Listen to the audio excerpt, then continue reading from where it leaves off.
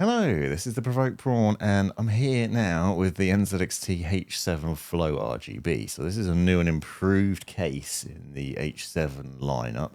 The flow, obviously more airflow, improved design in a few different ways.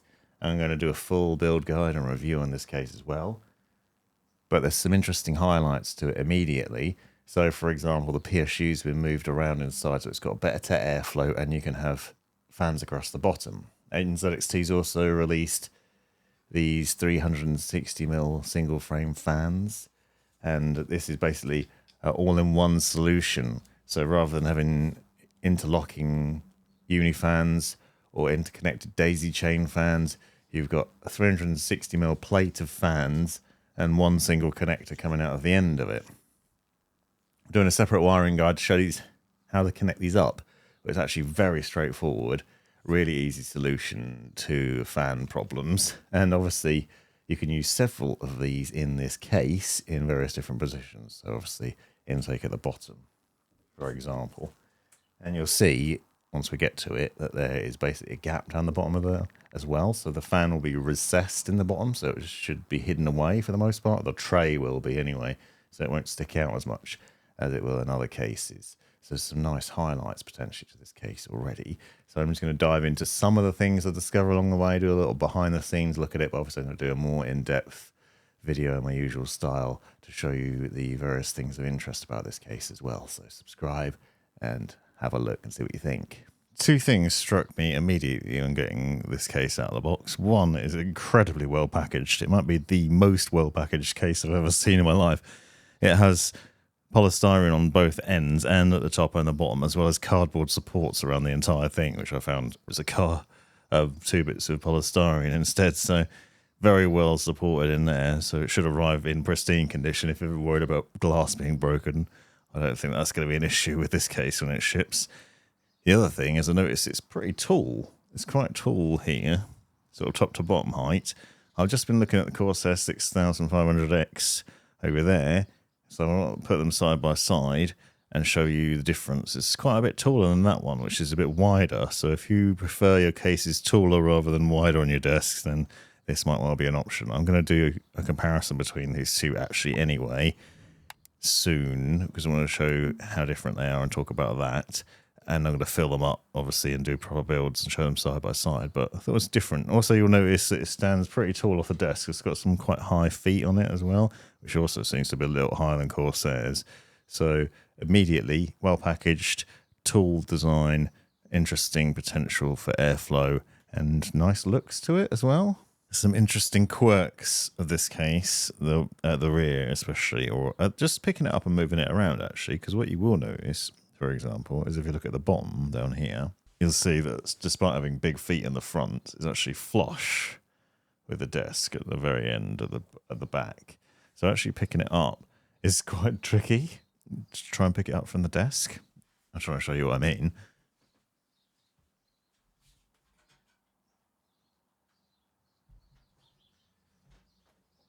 Because there's a gap down here, usually you'd be a gap on the other side. So if you want to pick your case up and move it around, you put your hand on this side and then on the other side as well. But it's flush with the desk there. And there's no gap at the front.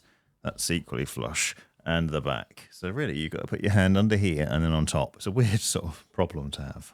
The other things you might have noticed is with this door, you've got these panels. So the panels will pull off pretty easily, which is nice. But there's no magnetic dust filter or internal dust filter in here. So it's literally just the metal and then the holes, which I know some people don't like because they worry about the dust ingress. It should be fairly good at keeping the dust out. You will have to obviously take this panel off and wash it or blow it with cold compressed air to get that cleaned up. But they're good solid panels. Everything feels pretty solid. And the other interest of highlighting thing here is you got the 360mm fan as standard installed. So you get one of these as standard already put in for you. One of the most amusing things about this that I've found so far is that the manual suggests hard drive installation, HDD notice, hard drive installation, mentioned here for this little cage, which is hilarious because it actually is an SSD tray. But if you look how small it is, it's literally tiny. Very, very small. But the manual implies you could put a hard disk drive in there, which obviously you couldn't. So SSDs go in the bottom here. But this is sort of telling of the design of how it's tall, but seems to be quite narrow. So traditionally, in most other cases, you'd put a hard disk drive down here and then your power supply unit. But in this build, you don't. If you want hard disk drives, they actually go on this plate here. So you can mount either 2 SSDs or 2 hard disk drives on the rear here, which should obviously be straight on metal and right behind the motherboard. Whoops. Usually that's screwed in. I put it back properly so it wouldn't fall out like that normally. But so you have those options, or you could put 2 SSDs in there. So theoretically, you could put 2 SSDs on here and then 2 SSDs down in that little tray on the bottom. I just found that was amusing.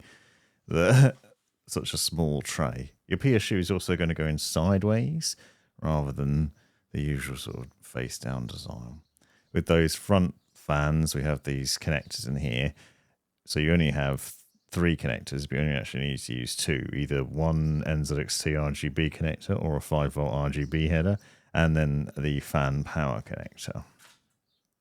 And you've got your usual front panel connectors.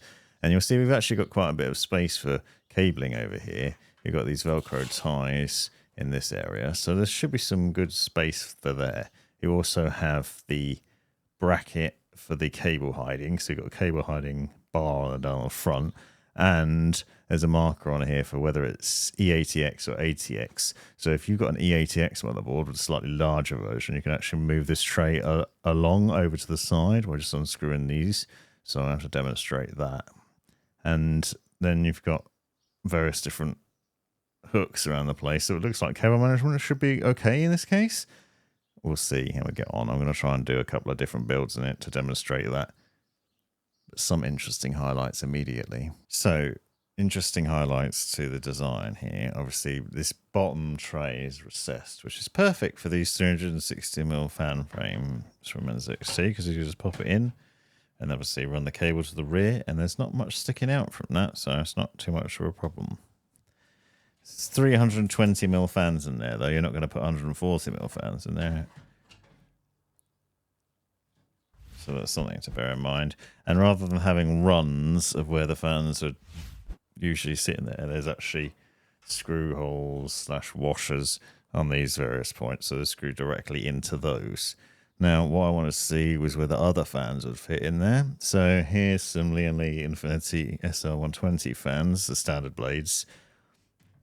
You can put those in, but one thing to bear in mind is the connector on the end is quite thick, which actually presents a bit of a problem, because as you can see, if you just try and drop them in, they won't go in properly.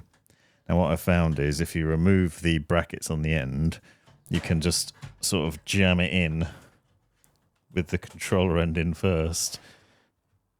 And it's not easy. But let's just say we run the cables to the rear. And then, without breaking the fans out there.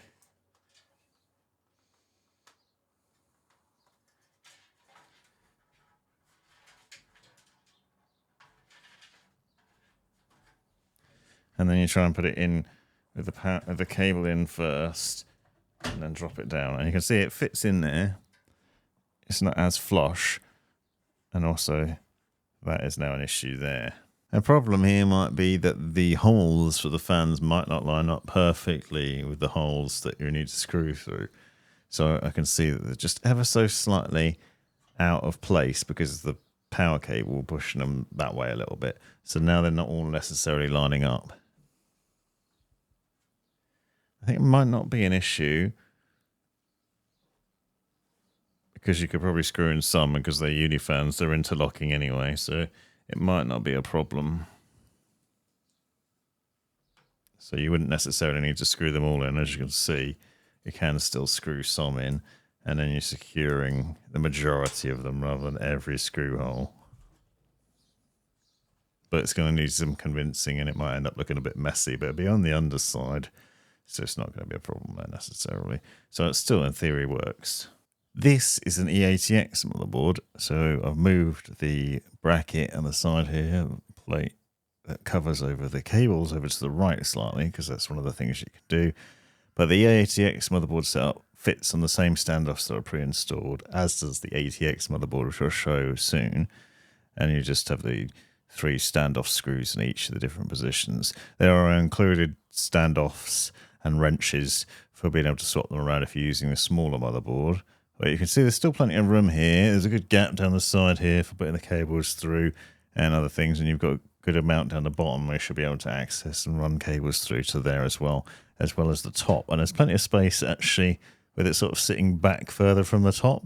I think once we get to installing a radiator on the top, for example, I should still be able to easily access the motherboard, which will make the installation process really straightforward. And this is an ATX motherboard, positioned with its standard standoffs as they're pre-installed, and then I've moved the bracket back the way it would come as default, so it's now moved to an ATX, and you can see you've then got the ability to access the side to plug in the cables down the edge here pretty easily, but that will also block off a lot of those cables and make them invisible. So you can see both of them, it accommodates both ATX and EATX really easily and will look nice whichever one you're using. Here we are so far with what I've got to. So I have now installed one of the 360mm fan trays at the bottom, and it obviously has a pre-installed one on the front, and then I've got a standard one on the top, so another one on the top as exhaust, and then a standard 120 F120 RGB Core fan at the rear. And some things of interest I'm going to get to, because I realised what I can do is I actually have a spare one of these, so an extra one of these fan brackets, the 360mm fans. So I'm going to do push-pull radiator on the front, and then I'm going to do a separate all-in-one cooler mounted on the top later on. So I'm actually going to do 2 builds in this case. I'm thinking I'm going to use Lee's fans in there on the second build, and I'll talk about why later on, because what I'm doing there is actually under embargo. But one of the things that's interesting is the fan wiring. So I want to talk about that a bit.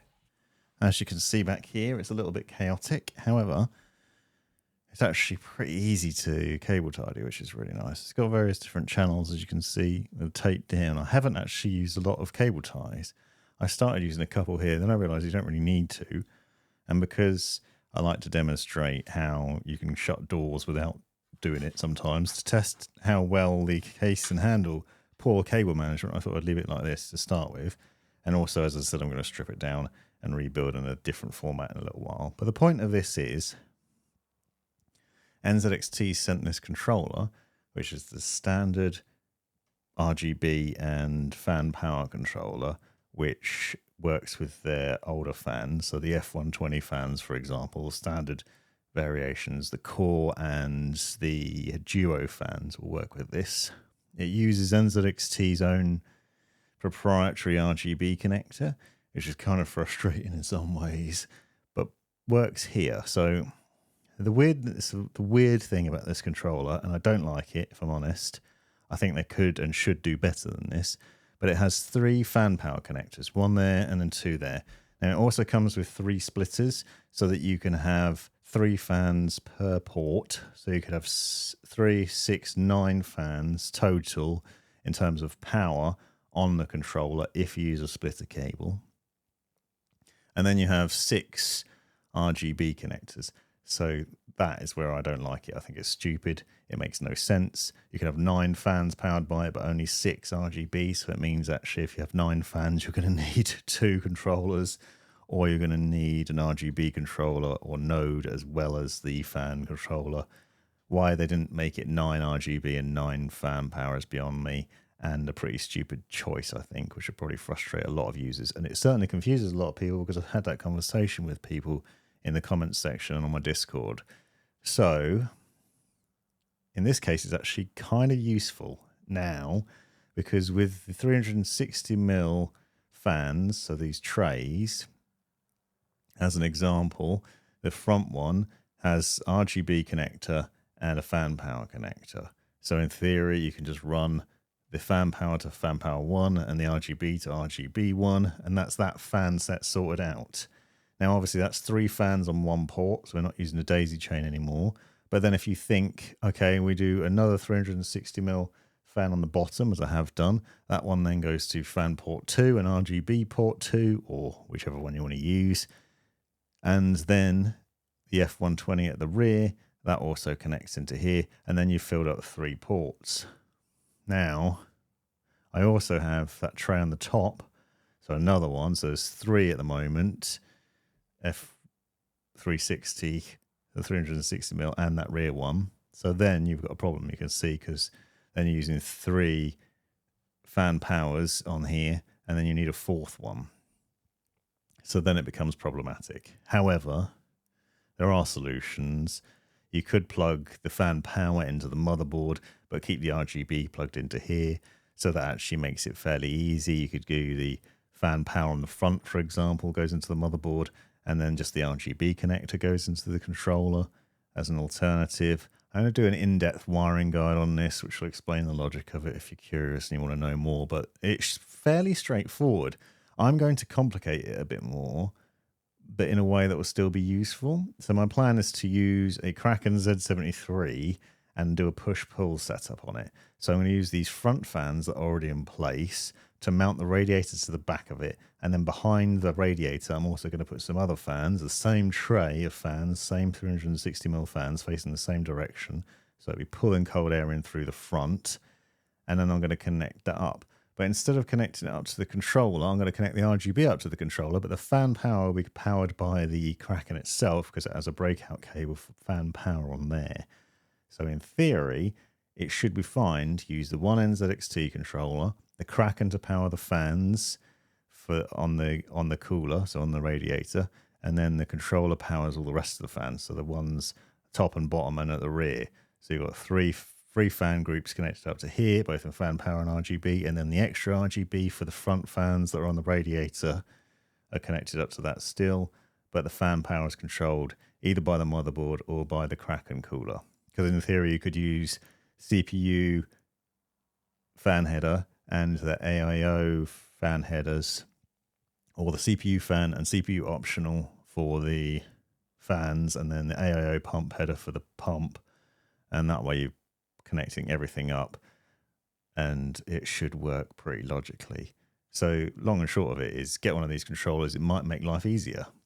Theoretically, additionally, or alternatively, you can plug in these fans because they do have a 5V RGB connector on these new ones. So you could not use this controller. If you've got enough of these connectors on your motherboard, you can connect it directly to the motherboard instead with both the fan power and the RGB connections, and therefore you don't even need that controller necessarily.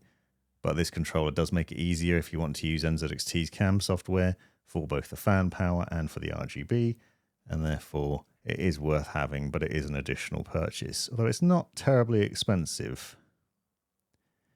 So far, some pretty nice things going on with this case, I think. The back probably looks a bit messy, but it's actually been pretty easy to sort of manage and run these cables in various different directions.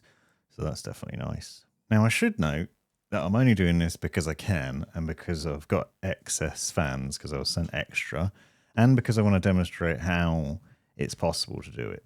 So what I've got now is the standard fans. So this is the fan tray from the front of the case. You can just remove these 2 thumb screws. And then the fans that are on it come obviously pre-mounted with the standard fan screws that usually go through the tray and into the back of the fans, so they're not visible. What I've done here is I've got the Kraken Z73. I put the standard 360mm fan tray on it. So it's not the one that's included. Obviously, it's an upgrade to that with the same fan bracket, the 360mm. I mounted the fans to it in a pull configuration, so they're pulling air through into the case using standard radiator screws. So they're going through the fans and into the radiator. So that's standard mounting. Tubes down, so the tubes are facing towards the bottom. The pump will then sit somewhere around the CPU, lower than the top point in the radiator, which is important to note because the air bubbles will end up in here eventually at the top before anyone complains about that. And then on the other side, I've got some additional radiator screws you can see we've then used in place of the fan screws that were there before. So you take the fan screws off and you replace them with radiator screws. They go through the fan, through the case tray, and then into the radiator. They are then facing the same direction so that you can see the fronts as they were when they were already installed, and then these you can see the back of them. So both lots of fans are facing the same direction. The logic here is that then we've got 6 fans pulling air through the radiator and theoretically cooling the CPU down more effectively. Now, as I mentioned, you get a breakout cable with a Kraken cooler, which you can use to plug in both lots of fans. Now, I'm not sure this is actually best practice. It might be better to connect these directly to the motherboard individually, one to the CPU fan header and one to the CPU optional fan header, or to another NZXT controller. The reason for this is we've got 6 fans off of this cooler, which in theory is only really designed to power 3, so the breakout cable is enough for 3 connections on it as standard. So it might be too many fans. This thing will be plugged into SATA power for both the pump and for the fan powers, so maybe it'll be okay. I'm going to test it and see, but I think I should advise that for best practice you probably shouldn't do this, but instead use the NZXT controller or your motherboard to power the fans, because 6 fans off of this might be too many. You're obviously using the adapter for this. The one thing to note here is obviously you have the 2 RGB connections which are currently connected to nothing, because although there is a breakout cable on the cooler, which you can see here, where you could theoretically plug one of the RGB connections in, that will obviously only then have the lighting for one of those lots of fans, and therefore it won't be synced up with the rest. So it's probably better to connect that RGB connection from both those fans to the NZXT controller, and that way they're all on the same controller, and you should in theory be able to sync the RGB for all the fans in the case just from that controller. In theory, that's probably preferable, I think, in terms of the RGB lighting. So that's the basis and logic of that. And again, it's just to show that you can do it if you want to. It does work. It does indeed improve the cooling performance of an all-in-one cooler, because you've obviously got 6 fans pulling air through that radiator instead of just 3. And that actually, in my testing, does reduce the temps of your CPU, so that's worth doing, especially if you're running, as I am, a Core i9 processor in the system, and those run pretty hot, so it's worth doing this. It's obviously an additional expense, and perhaps what I'm doing here is a bit mental, and most people wouldn't do it, because I'm replacing the standard fans that come with the Kraken cooler with these 360mm fans, which is obviously an additional cost. You could just use the standard pre-installed fans that come with the cooler and the standard tray that comes with the case. You could do that instead, or maybe you don't bother with that and you just have the front fans as intake and then you top mount your radiator instead. Those are cost saving measures. I want to show the different things that are possible, but also give you options in what you can do as well and make it a bit interesting perhaps. And here it is, working as expected, and I'm quite pleased to report that my plan did work. The front fans and the ones on the back of the radiator are all spinning based off just being plugged into the pump.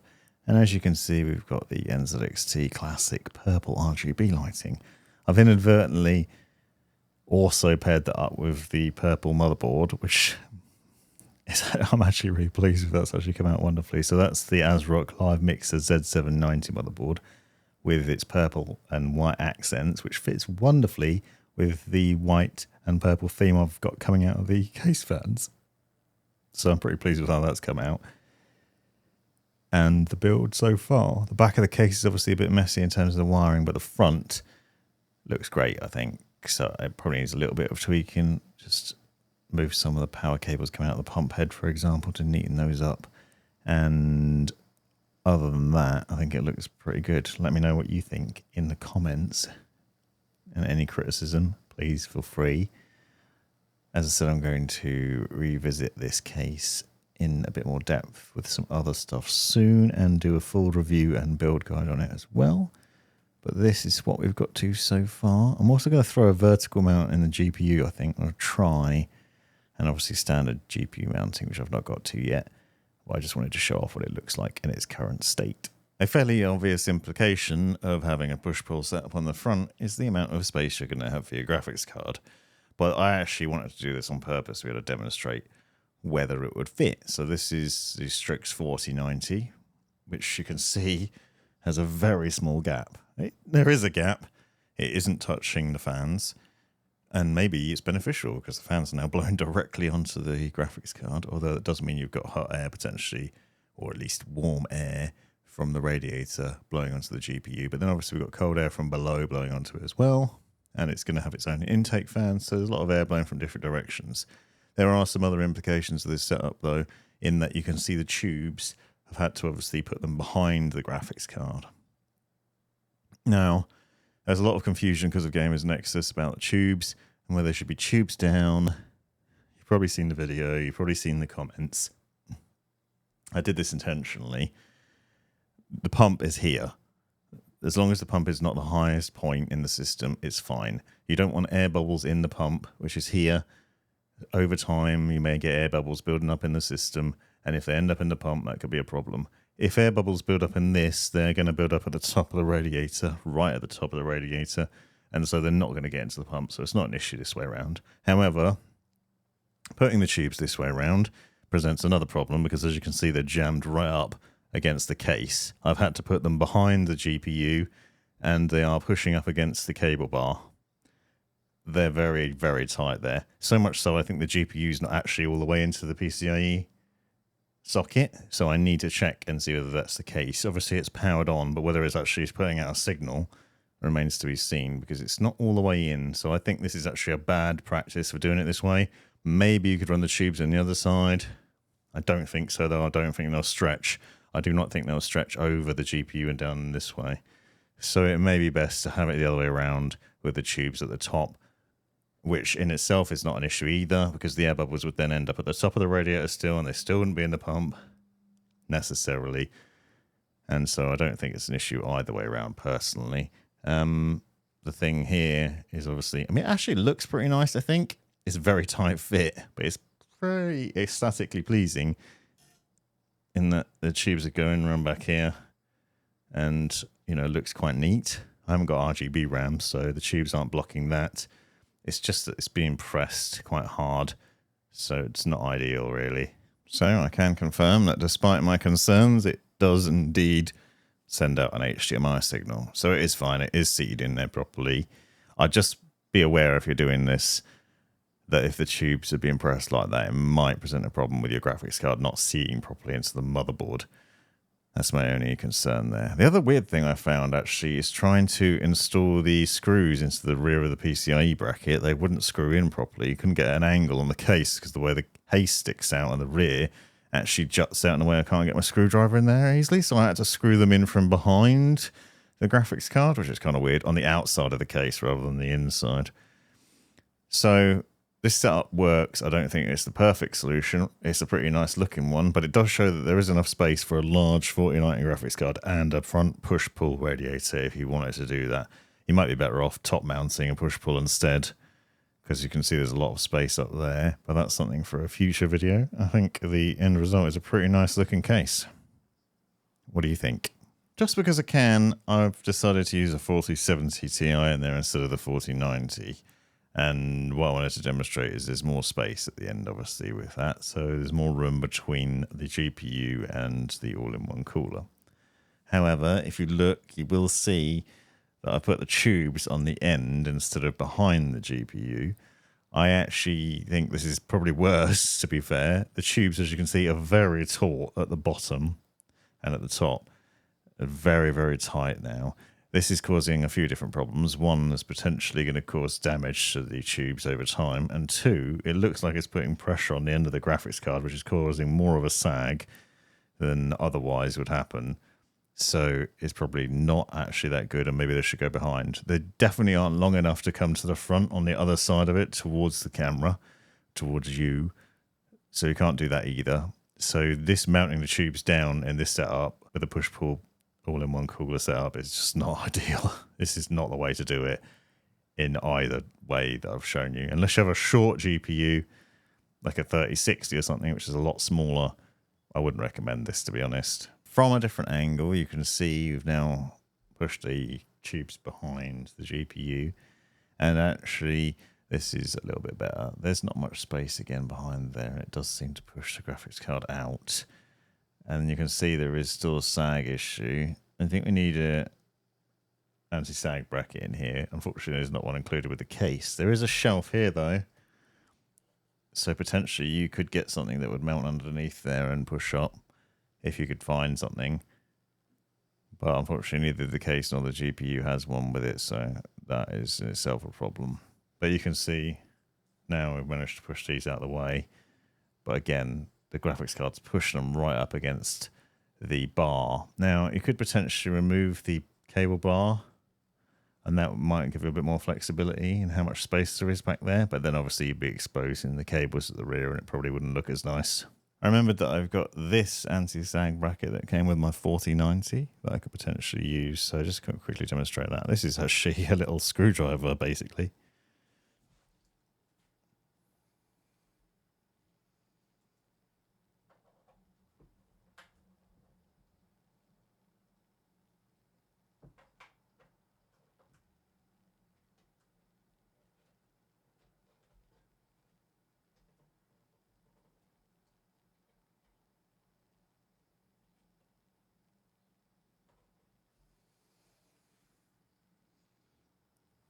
I'm about to show you one of the most ridiculous first world problems that I've had during testing and setup and things.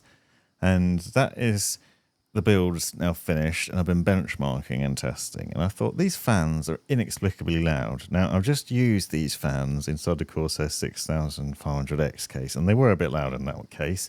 And I think that was because I was using the motherboard fan headers, and I hadn't tweaked enough for the fan curves. But this is all connected up to the NZXT fan controller. It was set to silent in the NZXT cam software, and it didn't seem to be running particularly hot in the system under benchmark, so it was a bit weird. It was making so much noise. Anyway, a little investigation and some thought, and I worked out what the problem is. And it's actually this drive, this NVMe SSD right here, which, as you can see, has two fans on it. Those fans are currently spinning at 16,000 RPM. A ridiculous 16,000 RPM. And unbelievably, the noise of those tiny little fans is overpowering the case fans. So you can hear a sort of dull of the case fans under load or even during use. You know, see the GPU's at 30 degrees, CPU's at 44. There's some things that have been happening. It's a bit warm in the room, but it's still a bit loud. But it turns out that it's that PNY NVMe SSD that's making the most noise. If I drop the fans down to nothing, you'll hear the difference.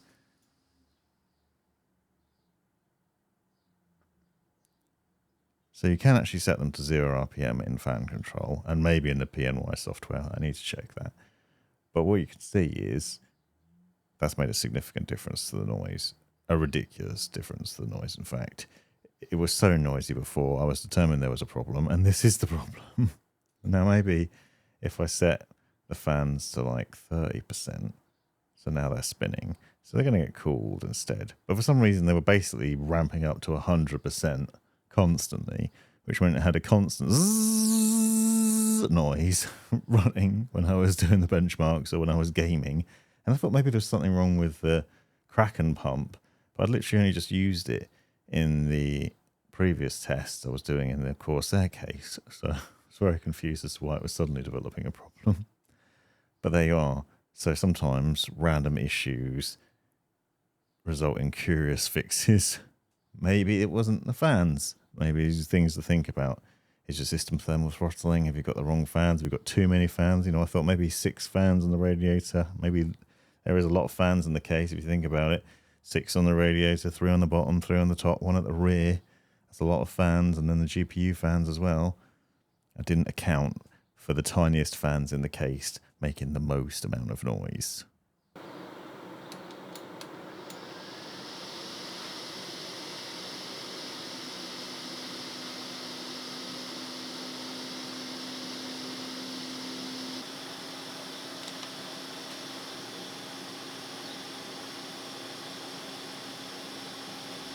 So there's some insights and behind the scenes views of the build on this case. As I said, I'm going to do 2 separate builds in this, so stick around for those. Subscribe if you haven't already. I'm going to do a full review on the case as well as 2 separate build guides with the different setups that I'm going to have in here. But hopefully I've shown you some of the interesting things about the case and what you can do with it and things to bear in mind if you are thinking about buying it or building in it, and the highlights to it.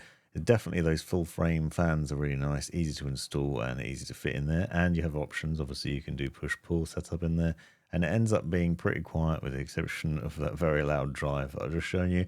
Otherwise it's pretty nice. Check out the links in the description to find out more, see the specs of the build and other things like that, and watch out for the other videos coming soon. This has been the Provoked Prawn. Thanks very much for watching. You've made it right to the end of the video, you brilliant legend you. If you've enjoyed it, click that subscribe button, give me a thumbs up, and drop me a comment down below if you've got any questions. If you really enjoyed it, consider joining the channel and see the benefits of doing so. Check out these other videos, you might well find them interesting or useful, and most importantly, have a great life.